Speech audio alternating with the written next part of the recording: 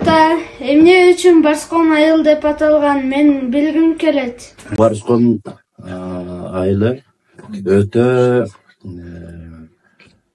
байыркы айылдардын бири. Себеби биздин заманга чейин же болбосо Махмуд Кашкаринин жашаган дооруна чейин, башкача айтканда 10-11 жылында Барскон шаары деп аталган.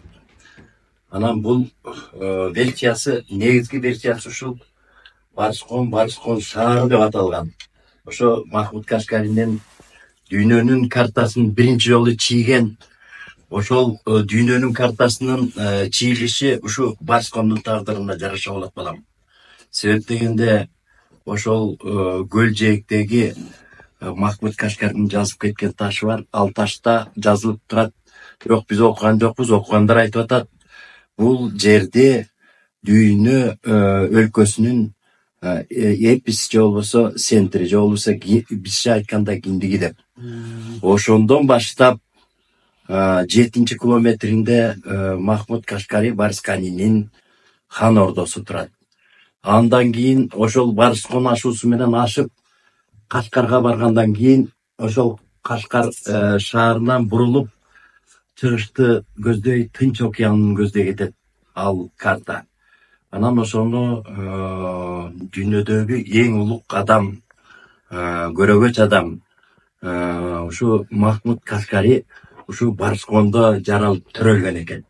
Мына ушул себептен ошол эски калдыктардын бардыгын архитекторлор Союз кезинде далилдеп, андан кийинки тиги түрктөрдүн архитекторлору келип ушу 2000-жылдын ар жак бери жагында далилдөөнүн негизинде бул Барскон илгерки байыркы шаар болуп калды балам.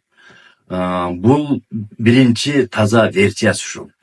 Экинчи версиясы бул биздин ата-бабалардын бардыгы Манас атада айтылат, улуу биздин Манас ата Алаука келип чапканда биздин элибиздин баарын чар тарапка таратып Жакып ханды баш кылып. Ошондо биздин элибиз биягы Саянга, Алтайга, жарымы болсо Каспийдин тегерегине, Фергананын тегеректеринде, анан Кытайда чет Бейжиңге чейин ошого чейин чачып ийген. Себеби бул байыркы кыргыз улуту, кыргыз эли өтө согушчан, өтө баскынчы, өзүнүн кезегин эч кимге бербеген улуу калк болуп эсептелинет.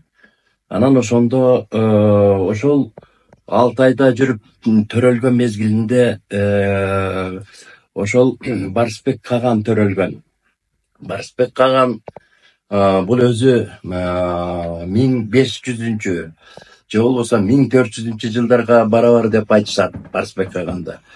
Анан бул Барсбек Каган ошол жерде Элисейдин жээгинде жашап, анан ошо Элисей тоңгогон мезгилдерде ал өтүп өз жерин алуунун аракетин кылып ушу Барсконго чейин келип, анан ошол Барсбек Кагандын атынан коюлду деген бир табигый маселелер айтылат. Анан Барсбек Каганды ошо экинчи жолу келе алган эмес балам. Биздин ата-бабабыздын сөөктөрүнүн бардыгы ошо Алтайда, же болбосо кыргыз энебиздин сөөгү Саяна Сушинский кезде Кыбыланы таянып аскада жатат деген версиялар, же болбосо мындай кийинки кыргыз илимпоздорунун барганына караганда, кийинки кыргыз мындай илим изилдөөчүлөрүнүн барганына караганда ошол биздин энебиздин жаткан жерине бара алган эмес. Бирок Саяна Сушинский кездин артынан ар жагынан туруп тарткан. Ошол сүрөттөрүн биз болгон жокпуз, көрүп атабыз. Бирок мезгил бар, аракет бар. Тагдыр буюрса барып калабызбы деген маселелер. Үчүнчү маселеси жанагы бул жерде мындан 4-5 жыл мурун температуранын бийиктиги өтө бийик болгон, анан коон айдалган деген кептер бар. Анан ошол коондор өтө дандуу болгондуктан мезгил ошо торгоп келгендиктен анан ошол мезгилде анан коон баягы барс этип жарылып кеткендин негизинде ошо барс коон деп атап койгон деген 3-чү версиясы ушундан аталат. Бирок менин өзүмдүн ой пикиримде негизи мен ошо Махмуд Кашгари Барсканинин эмгектерине таянып, анын илимдерине таянып, ал өзүнүн атындагы ошо Махмуд Кашгари Барскани деп койгон. Өзүнүн атында ошол жерде төрөлгөн деп. Анан дүйнөнүн картасынын чийилгендигине карата. Анан ошол көп урандылардын баардыгы ошо көлдүн ичинде калган, көлдүн ичиндеги шаар ушул Барскон шаары деп аталат балам, ошондон калган экен. Мына ушул. Болду, түшүндүм.